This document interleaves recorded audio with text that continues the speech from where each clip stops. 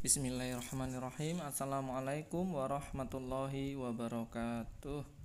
Kita akan mengulas kembali pembelajaran minggu kemarin, yaitu terkait dengan cedera. Hari ini cedera dan penanggulangannya atau cara penanganannya. Pendidikan jasmani, olahraga, dan kesehatan. Baiklah, cedera dan penanggulangannya, yang pertama adalah pengertiannya. Pengertian cedera. Cedera merupakan keadaan saat salah satu bagian tubuh kita mengalami gangguan dan mengakibatkan gerak menjadi terhambat serta menimbulkan rasa sakit. Cedera olahraga adalah cedera yang terjadi pada sistem otot dan rangka tubuh manusia selama olahraga akibat suatu ketidaksengajaan atau kecelakaan maupun kesalahan yang sebenarnya dapat dihindari. Tuh, saat olahraga itu kan banyak tuh hal-hal yang tidak sengaja tetapi terjadi. Cedera dapat dibagi menjadi dua bagian. Cedera ringan, yang kedua cedera berat. Nah, cedera ringan itu apa aja? Ya, cedera dengan gangguan yang tidak begitu berarti dan biasanya membutuhkan waktu penyembuhan yang sebentar. Dan cedera berat, keadaan tubuh mengalami gangguan yang berat dan biasanya membutuhkan penyembuhan cukup lama dibandingkan dengan cedera ringan. Prinsip penanganan cedera harus dipahami. Ada beberapa prinsip penanganan cedera, yaitu RES. RES itu apa? RES. RICE. RES itu istirahat. I-nya is, C-nya compression atau dikompres, elevation diistirahatkan. Nah, kita akan membahas satu persatu apa itu rest. Rest atau disebut dengan istirahat atau istirahat sangat dianjurkan bagi penderita cedera untuk memulihkan kondisi tubuh, mengistirahatkan bagian yang mengalami cedera. Dilakukan dengan tidak memberikan beban yang terlalu berat dan tekanan langsung pada area sakit. Dianjurkan untuk menghentikan aktivitas yang menggunakan bagian tubuh yang cedera selama 24 sampai 48 jam atau satu hari atau 2 hari.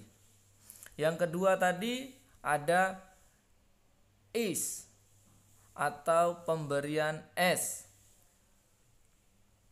Penggunaan es sangat diperlukan saat cedera yang terjadi berupa pembengkakan atau rusaknya pembuluh darah. Es dapat mengurangi terjadinya pembengkakan dan meluasnya kerusakan jaringan, serta mengurangi nyeri sementara waktu. Jadi es itu sangat berguna. Pengaplikasian cara ini dapat dengan cara kompres es atau kontak langsung tidak lebih dari 10 menit. Ya, jangan terlalu lama.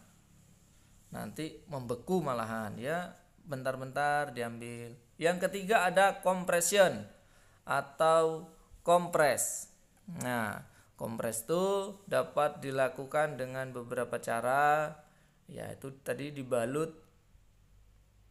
Kompresi merupakan tindakan pembalutan bagian yang cedera dengan alat perban atau bandage untuk menghindari penumpukan cairan yang disebabkan oleh pembengkakan dan sebagai penyangga agar tubuh tidak bergerak sehingga jaringan yang rusak tidak meluas. Yang keempat, ada namanya elevation atau elevasi. Apa itu? Elevasi adalah meninggikan posisi atau mengubah posisi ke yang lebih tinggi dari posisi jantung sehingga terjadi aliran ke bawah yang memfasilitasi pembuluh darah balik dalam bekerja.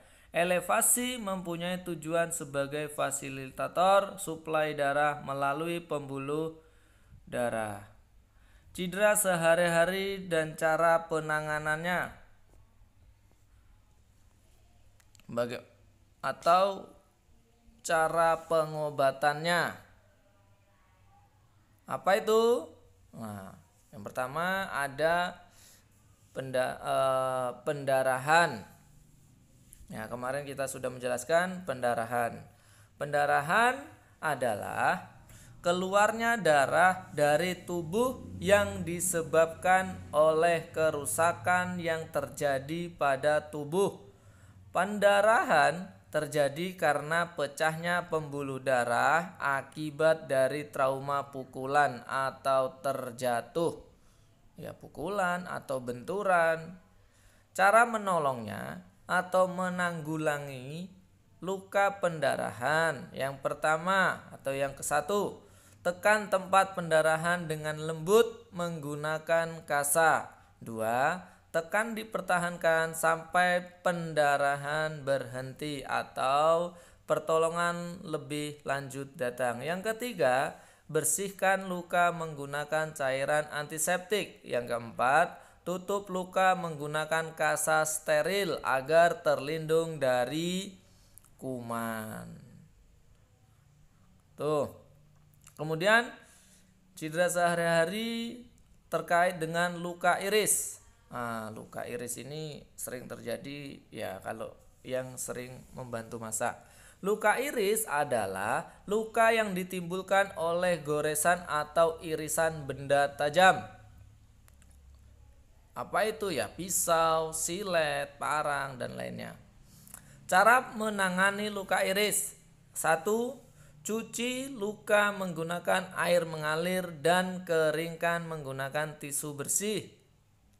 Kedua, hentikan pendarahan dengan cara menekan di atas luka dengan kasa selama beberapa menit. Yang ketiga, oleskan cairan antiseptik. Yang keempat, pembekuan yang terbentuk di permukaan luka jangan dibersihkan karena akan menyebabkan pendarahan kembali. Kelima, bila luka kecil biarkan terbuka supaya cepat pulih, sedangkan bila luka besar tutup dengan kasa pembalut. Ditutup atau ya diperban itu. Yang ketiga, cedera sehari-hari yaitu luka memar. Memar merupakan cedera yang disebabkan oleh benturan benda keras pada jaringan lunak tubuh. Pada memar, jaringan di bawah permukaan kulit rusak dan pembuluh darah kecil pecah sehingga darah dan cairan seluler merembes ke jaringan sekitar. Nah, contohnya itu ya warna kulitnya itu ada lebam-lebam atau warna kebiru-biruan, itu ciri-cirinya. Cara penanganan cedera memar. Yang pertama atau yang ke-1, kompres dengan es selama beberapa menit untuk menghentikan pendarahan. Yang kedua, istirahat untuk mencegah cedera lebih lanjut dan mempercepat pemulihan jaringan lunak yang rusak. Yang ketiga, Hindari benturan di daerah cedera pada saat latihan dan pertandingan selanjutnya. Itu tadi tentang penanganan luka memar.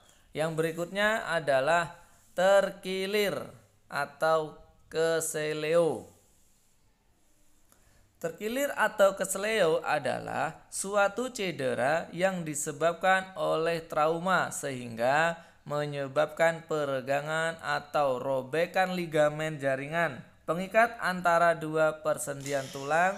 Dalam dua medis lebih dikenal dengan istilah sprain. Cara penanganannya. Cara penanganan cedera terkilir. Yang nomor 1, kompres bagian tubuh yang terkilir dengan air es. Yang kedua, balutlah bagian tubuh yang terkilir atau usahakan balutan mengelilingi bagian tubuh yang terkilir. Yang ketiga, beristirahatlah dengan posisi bagian badan yang terkilir lebih tinggi dari posisi jantung. Kemudian yang kelima adalah kram atau kejang otot. Kram adalah pengerutan pada otot yang muncul secara tiba-tiba dan menyebabkan nyeri. Kram bisa sembuh dengan sendirinya selama beberapa detik atau menit tergantung dari kontraksi tersebut. Bagian tubuh yang sering mengalami kram otot yaitu kaki, betis, paha. Bagaimana cara penanganannya? Perhatikan cara menangani kram paha. Jika terjadi pada paha belakang, maka luruskan lutut kemudian angkat kakinya. Yang kedua, jika terjadi pada paha depan, tekuk lutut ke belakang. Itu pada paha. Yang kedua, cara menangani kram betis. Duduk, luruskan lutut, dorong telapak kakinya dengan kuat ke arah tulang kering. Yang ketiga, menyembuhkan kaki kram. Berdiri dengan bantuan teman atau perpegangan ke dinding. Tujuannya untuk melancarkan aliran darah pada tubuh. Yang kedua, pijit ringan pada kaki yang kram.